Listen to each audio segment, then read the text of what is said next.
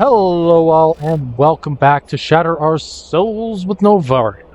And today we are in New Haven, and we're going to be dealing with a few major events towards the latter half of the game. Now, at this point, we are very well past the halfway mark.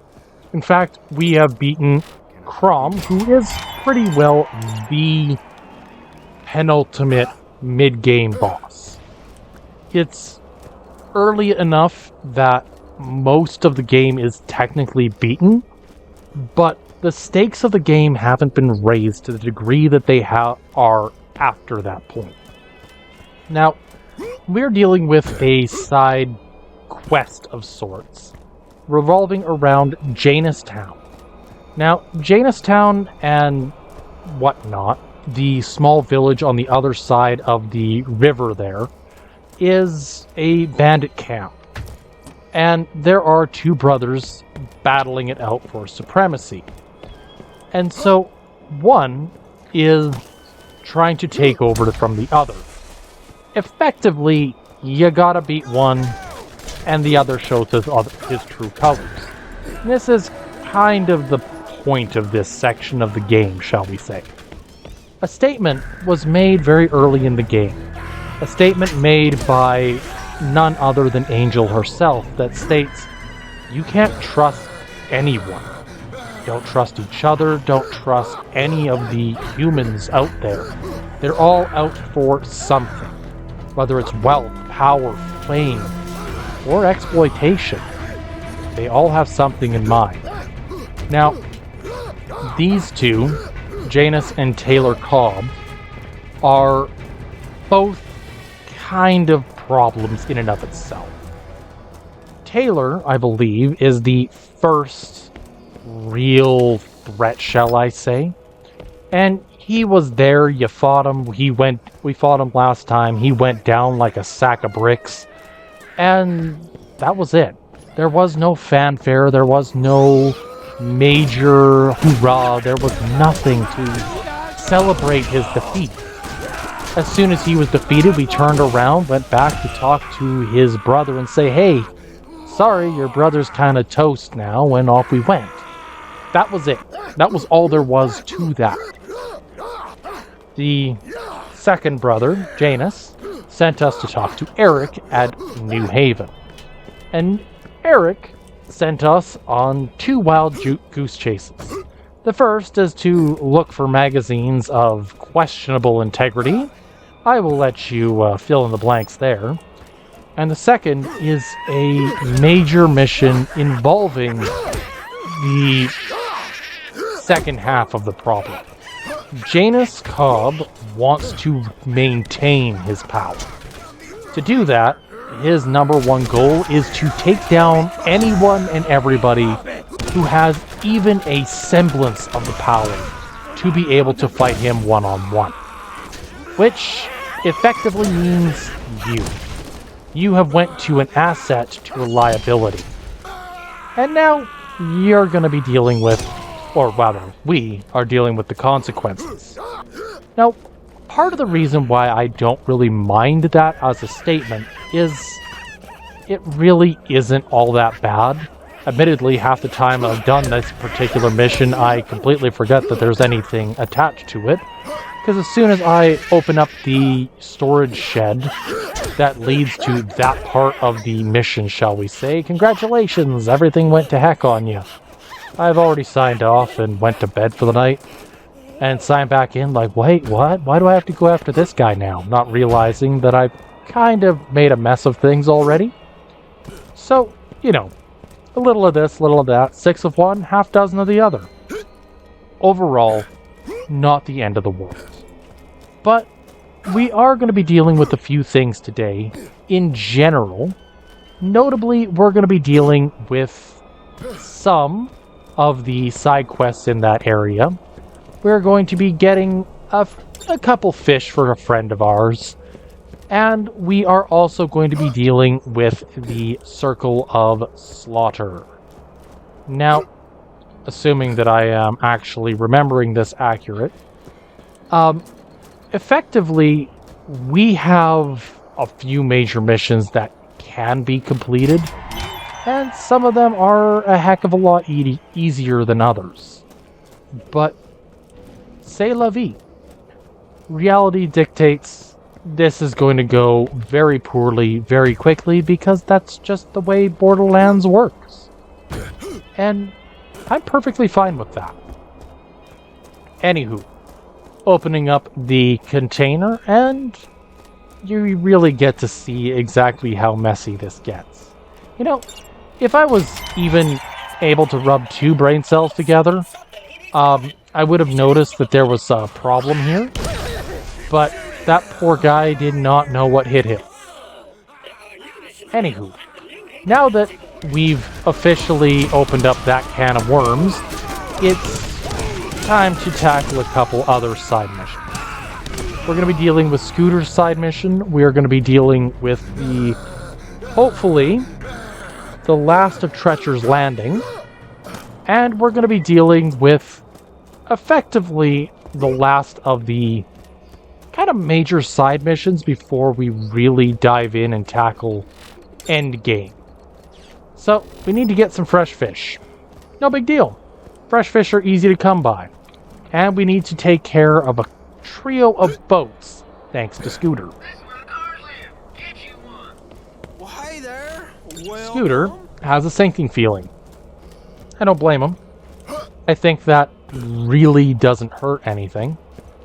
And we're going to talk to Helena Pierce, because Pierce is going to give us the mission to clean up this unintended mess. So, don't mind me. We're just going to jump over to Treacher's Landing here. Now, before we get too far into it, let's get started with the sinking feeling, because this is the easier of the 2 missions in this area to tackle. And I'll explain it in a second.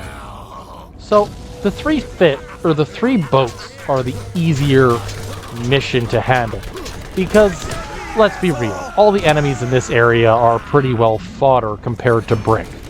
His raw power is destructive in nature. He is showcasing why he is the singular most dangerous entity on all of Pandora. But the big issue that we're running into at this moment in time is the fact that we're kind of unable to do a whole lot regarding our second mission. He is capable of tackling virtually any enemy with divine precision, with a one-shot or a missing limb here or there, sure, absolutely. But by and large, Brick has it handled. One thing he cannot do at this exact second in time is deliver a force to an unseen entity capable of dealing explosive damage. Now, this is one of those missions that I actually question whether it is truly possible or not. And the fact of the matter is that I was under the impression, I was under the impression when I did my Mordecai Deathless run that I was going to be unable to complete the fish mission because it required a grenade. And I had a habit, unfortunately, of using grenades like the transfusions, believing that transfusions are kind of the best, the cream of the crop, if you will. The best of the best. Because if you aren't using transfusion, your capabilities of healing are significantly reduced. So, of course, you take the wonderful grenade mod off, and you throw a standard grenade at the fishing pools, and boom, you got fish. They were taken out rather easily. But the reality is that if you've still got fish there, well, why can't Brick do it? Well, by ruling of this current situation has to do with a couple major problems. Sorry, a little scrambled today. And one of them is the fact that Brick has to use either his basic melee or his more destructive berserk mode, melee. There is no guns, there are no grenades, no damage can be dealt by non-blunt forces. And so, reality is, I was uncertain whether this would be possible in any capacity. Because, let's be real, if I can't use half of the tools at my disposal to be able to defeat these, then what's my other option? What's my alternative? Now, I set Brick's raw power ability to specifically use explosive damage. And that's kind of the key to this whole situation. We need to use explosive damage near that lure. And theoretically, explosive damage near the lure will knock the fish out of the water. But you also need a target. Blindly punching the water is going to get me nowhere. And that is the second major problem that we have to deal with. Because it means that we can't just say, oh yeah, these guys over here on the side here are completely fine. They can't be fought in the water. You have to lure them to the water. So what enemies are going to make that possible? Well, our number one option are going to be the psychos.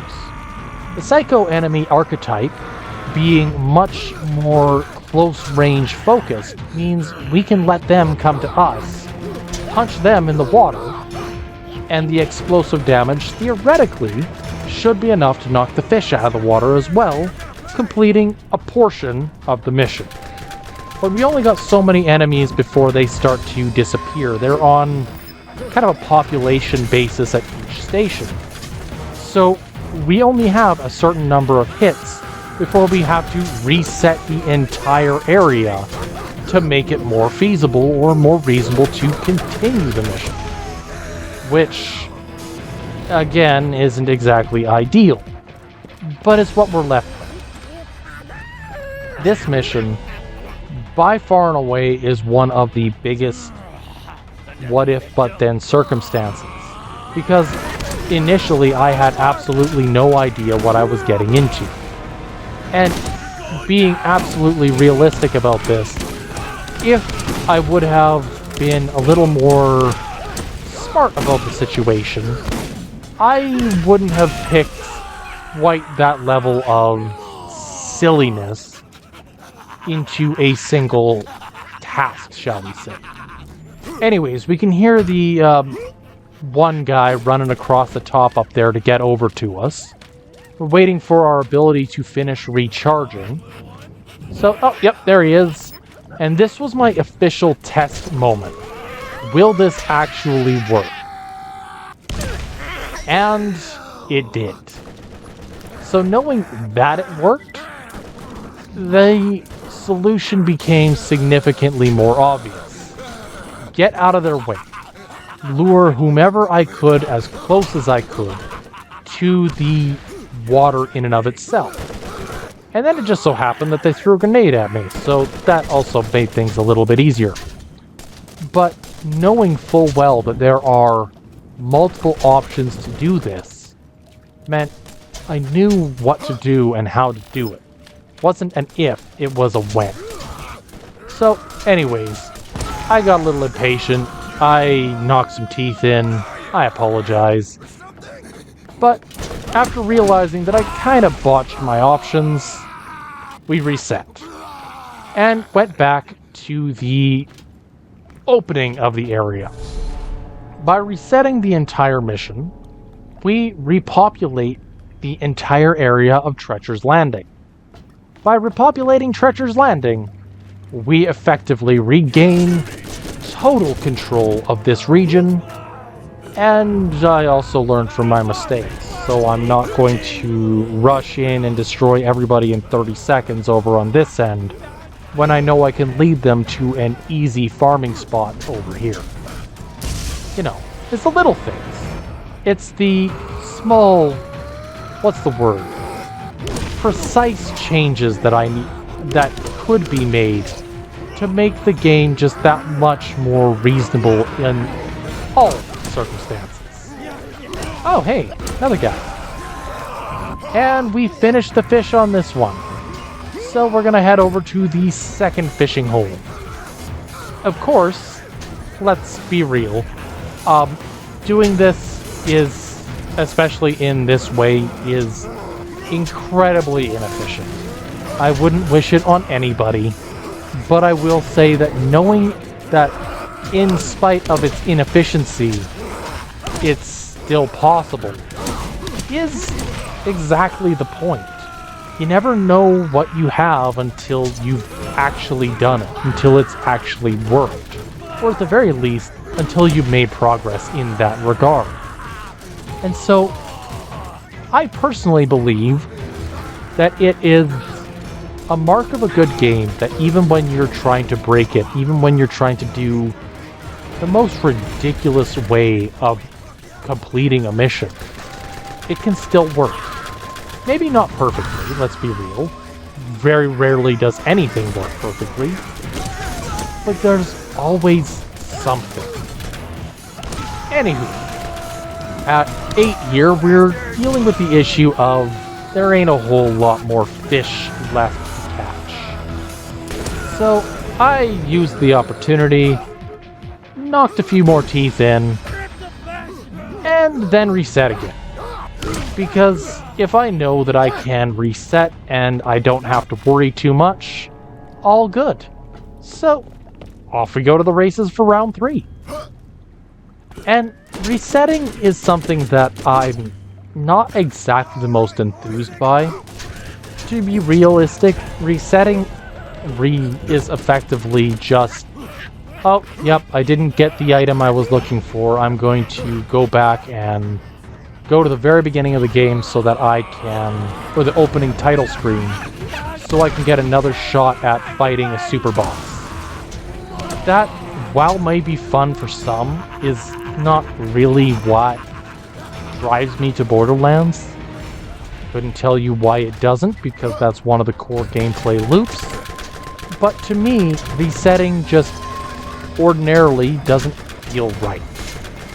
It almost feels like an admission of defeat at times, and even though it is typically used as the exact opposite. And with that, we have 14 out of 20 pieces, which means we only need 6 more fishies, and we're done. I actually wasn't expecting it to be half that easy, but here we are.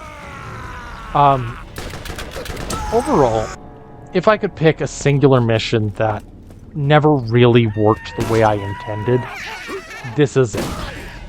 This is the one mission, aside from maybe Mad Mel there, that really breaks the experience in a way. Knowing that you have to reset effectively 3 to 4 times in order to even have a hope of finishing the mission, to me is kind of a problem. Whoops! So Ahmed says hello. Anywho. Point being, all of these characters have something more to them. Something more that they... Oh joy. They have a cave trip. The big bad evil guys of this region are meant to be significantly more powerful than pretty much anything that the game would ordinarily throw your way. And these side missions, while they might seem simplistic and easy in a general statement, often have some underlying piece of information that makes them more difficult than one might initially expect, just because. Borderlands has always had a little bit of... I think I felt that. It breezed by me just a little bit. Borderlands has always had a little bit more of a dynamic difficulty. Your choice of how you play the game greatly changes how you interact with it. An example being your character choice, whether you're more of a sniper, more of a close-range brawler, whether you are more of a strategist or want to be of support. There's a role for everybody. but also the types of weapons you choose. An example of a weapon that really breaks the mold is a weapon under the Iridian weapon set. Now, it's one of the last weapon types that get unlocked in the main story, where effectively the Iridian weapons are guaranteed to have infinite ammunition. There is absolutely no ammo whatsoever. In exchange for not using ammo and not requiring you to constantly look for and loot more ammo, it also provides a situation wherein you can use a weapon in whatever way you want. These weapons have the strength of not requiring ammunition, but they have the weakness of not really doing anything as well as other weapons do. They have the assault rifle style that blasts a lot of, quick burst of electricity type of shots, and they're great in short bursts. They can make or break certain circumstances where you're stuck with no ammunition and very little option of moving forward. But they don't do as much damage as the other weapons that you would expect to have. They aren't going to make or break a battle in that way. They don't do damage in the same levels that other weapons do. The rocket launcher is a slow-moving projectile, slower than a rocket, which is already dodgeable. And so you end up with these weapons that are supposed to be top of the line, absolute behemoths of power, and yet half of them feel underwhelming at best. Anyway, where'd he go? Oh, there's his friend. Found the bruiser. He's down. Oh, there's Taylor. And we're gonna run out of here as quickly as possible because I don't really like the idea of the turrets getting the best of me. Now, at this point, there really isn't much left going for us. I died. So, the best thing I can hope for at this exact second is I want to be able to beat the Rat Hive. Now, the Rat Hive is one of the... how do I want to word this? It is one of the last non-human enemies that pops up. Now, there are a couple others. For example, there is Queen Tarantella that shows up, or Bleeder that shows up as alternatives. But every major boss from this point forward falls under the human category, excluding the Destroyer. So, at this point, we have, as far as main story bosses go, the Rat Hive, Flint, you have the Master McCloud, and we have the Destroyer. Every single one of these bosses is short-lived as far as expectations go.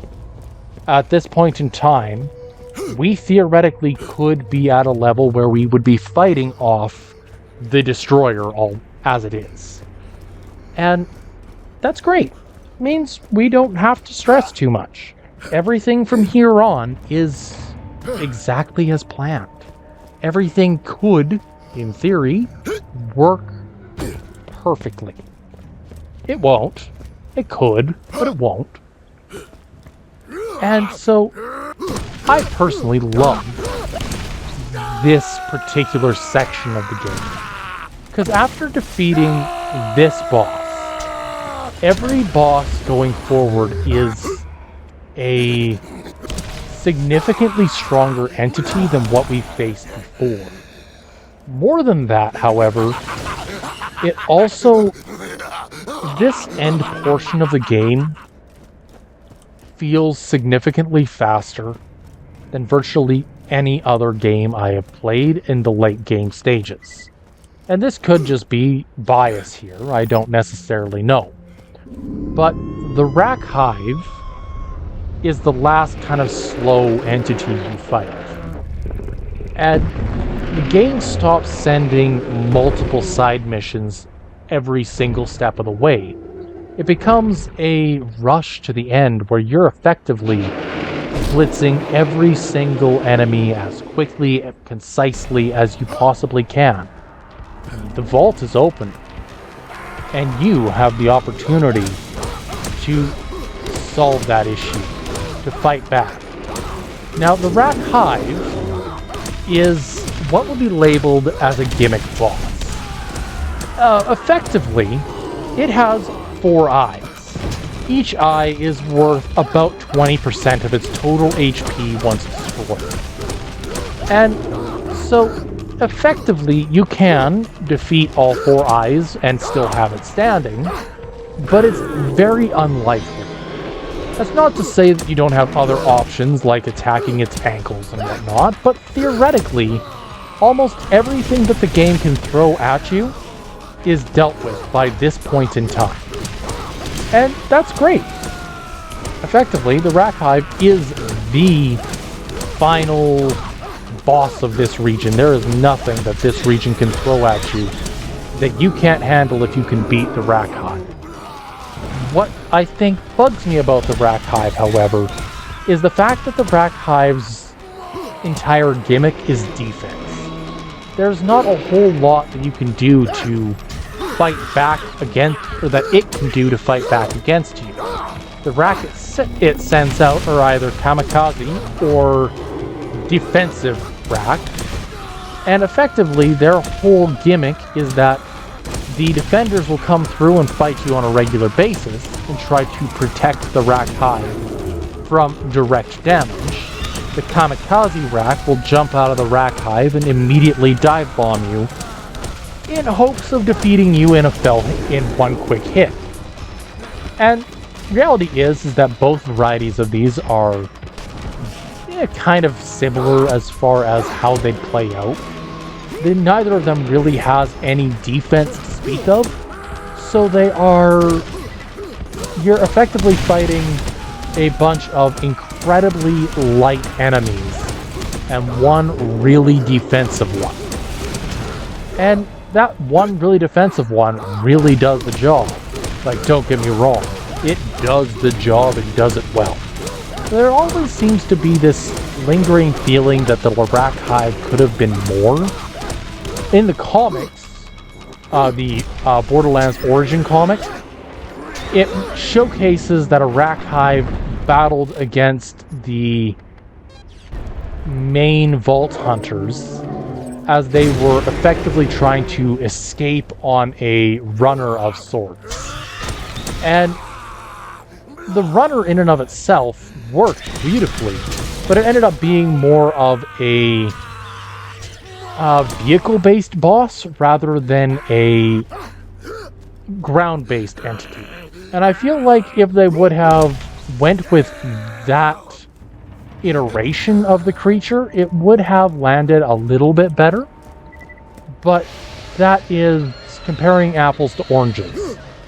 Sometimes it is a lot easier to make a comic book than a video game, and sometimes a video game showcases it better. Anywho, with that, we have the third piece of the vault key. If you like what you see, I'd love if you could drop a like down below, a subscribe, and maybe a comment. I'd love to see it. With all of that being said, I hope you all have a good one. And until next time.